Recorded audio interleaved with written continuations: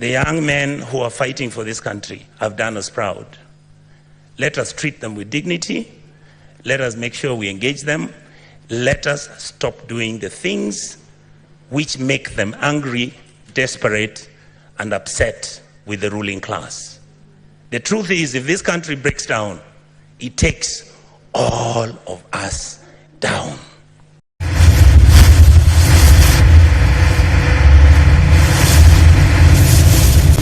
Kindly subscribe to Clarina Media. Hello guys, I'm Joylin Jos. Kindly subscribe to Clarina Media.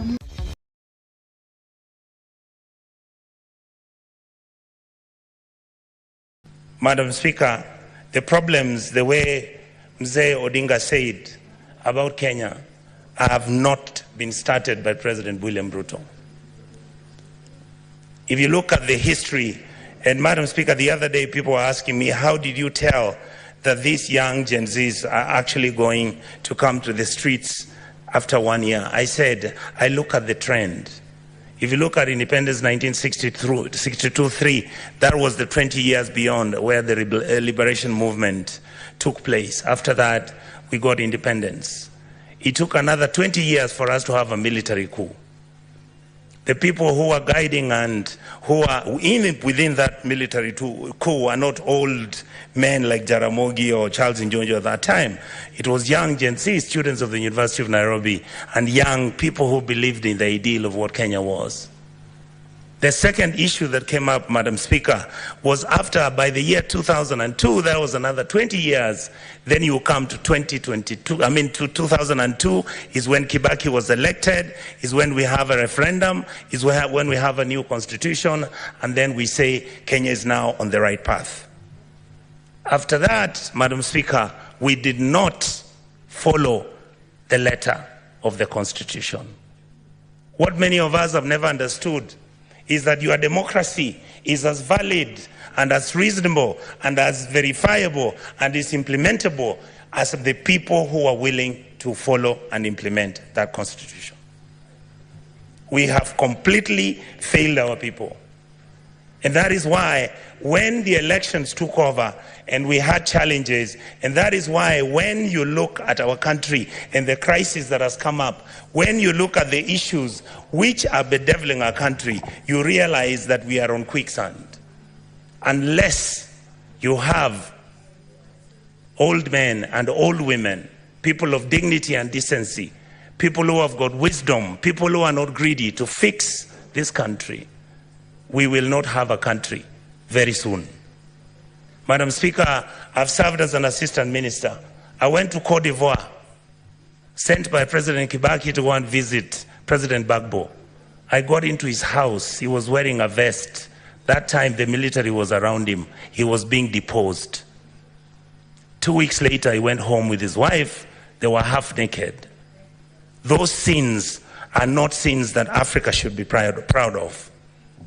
Madam Speaker, our country has broken down. Our country has challenges. But before I go to how, in a short notice, what we can do, I would like to ask the President, and I asked him the other day, the children who died and the children who are in the prisons, please remove them. Those who have died, I want to ask this House, the Senate, let us make sure that those children get a state funeral. Those who are not criminals, these are children who had reached a dead end. Madam Speaker, what is wrong with our country? We call it a company with shareholders. Our country is not a company. Our company is Kenya, which is a state. It has 50 million people who all expect and demand certain services from the state. We, the politicians in this House, I heard my colleague speak. I am so happy that we are now telling each other the truth. We are the ones who carry militias. We are the ones who go and carry cattle rustlers. We are the ones who have got companies that are doing business in government departments. We are the ones who are stealing the money. Look at the national government, call it down, bring it down to the National Assembly. We must begin to look at issues like CDF. We must look at the Women Fund. We must look at the structure. Do we need all the people who have been given offices? I've been asking this publicly. Why are governors running county governments as if they are private companies where they are stealing money, buying properties abroad, driving such big vehicles, including ourselves?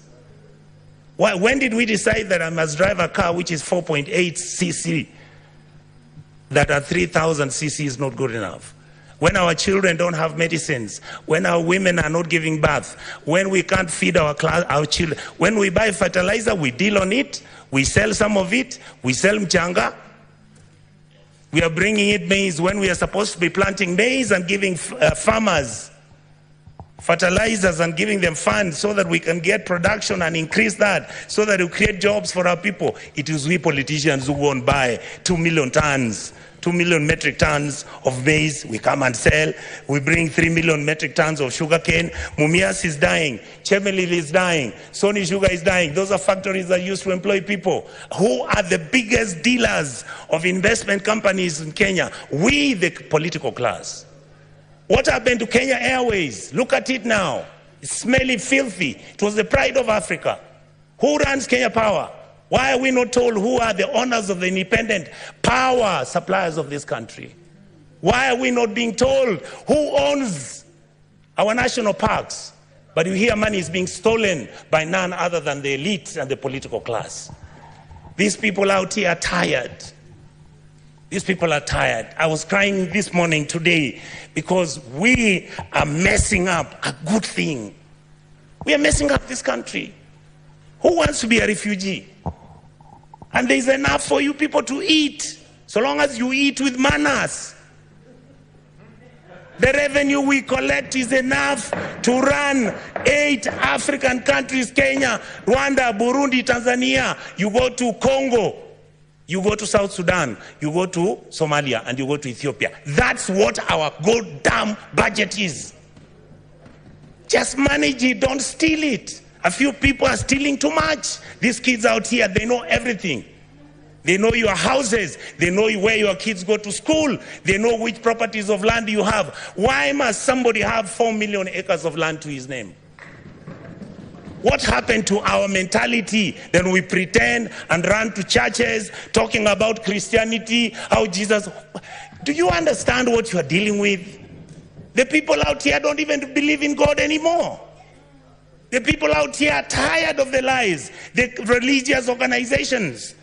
And I have to say this, I'm a Catholic. I was so happy I saw the Purple No-Show talk about the issues of a country. Let us forget that we can run this country as tribes. Let us accept that there is a new sheriff in town. That sheriff is the GNC. They are partyless, they are tribeless, they don't have money, they just have bundles and a phone. And they'll stop this country to move. I would like to plead with the members of this house, when it comes to looking at what role our committees are playing, look at what happens. I want to thank my brothers Sifuna, my brother Chirargei. I want to thank Madam Dulo. These are, many of you may not know, we've never discussed it here. How many times we've been threatened that we are raising issues about county governments losing billions. I mean, who doesn't know how many governors own apartments and houses in Kilimani Road? Each one of them owning an apartment costing 1.5 billion shillings. Why didn't the fool just go and build a hospital where he comes from? How I wish we stole the money and put it at home. Some of them are going to Dubai. People are going to America. You see on social media. I just saw somebody commenting saying that the senators got nothing to do. I want him to tell me how he bought a Bentley and is an MP. Explain to me, how does somebody, the truth is, I'm born with advantage and privilege. That is the truth. I saw my father driving a big car when I was a small boy. That is not what drives me. What drives me is, how do you get a member of parliament driving a Mercedes that costs 49 million shillings? And we are watching, and that is normal. And it is okay. And it is okay. Shame on us.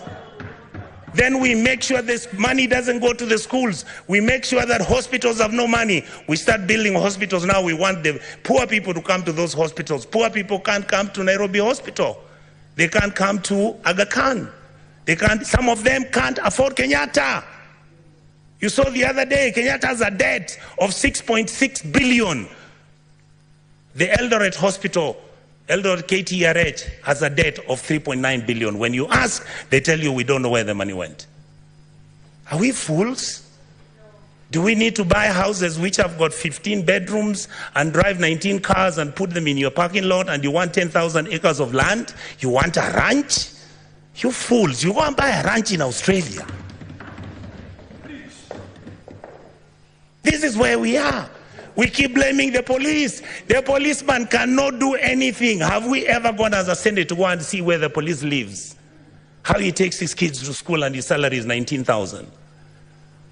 And this house has to start thinking about those things. We guys must begin, and we ladies and gentlemen in this house must begin to agree that we can reduce our salaries, that we can drive smaller cars, that we can wear counters. In fact, the only thing I'm very annoyed about the president, I'm the one who started wearing counters. Now he has given counter a bad name. I want Kenyans to love counters the way I loved them. Let us wake up, Kenyans. We can't play football. Money comes from FIFA, it is eaten. World Rally Championship, money comes from there, it's eaten. You go, you want Kenya Lawn Tennis Association, they only want 50,000 to hold an international tennis tournament. Not even the minister appears there. But when the minister is traveling out of the country, he's got how many people? Private jet, goes to Dubai, books one of those hotels, luxury hotels, and he comes back to Nairobi with the same 9 people he took with a private jet. And you assume that the Gen Zs don't know. These days they track you. They can know which private jet you took, where it went, and how it came back. Many of us are worried because either because of history or because of what has happened, we have got a lot of money now, we are owning so much land. Please allow us to have spatial planning. Your land, we can have an implemented law in this house to protect your even identity. But please don't stop stealing public land. Let us have mercy at our people. You saw people from Eldoret and Kakamega talking about, oh, our chambers which our grandfathers left for us. Now you guys who are MPs and senators, you come, you chase us away, and then you throw us into court. You go and bribe the courts. And I want to talk about the judiciary. We respect you. We know that you are most of the time under the pressure. We know there are certain things which you can even be blackmailed, but we want to hold you at a higher standard. We must hold the judiciary at a higher standard, the legislators at the higher standard, and make sure the president is also at the higher standard. That is how we can move as a country and stop this nonsense. We behave like monkeys running through a forest looking for bananas without knowing whether it's the bananas they want or it's oranges. I really, really want to say this, Madam Speaker, finally. I was nearly giving up on my country. I have changed my mind because of today. The young men who are fighting for this country have done us proud. Let us treat them with dignity.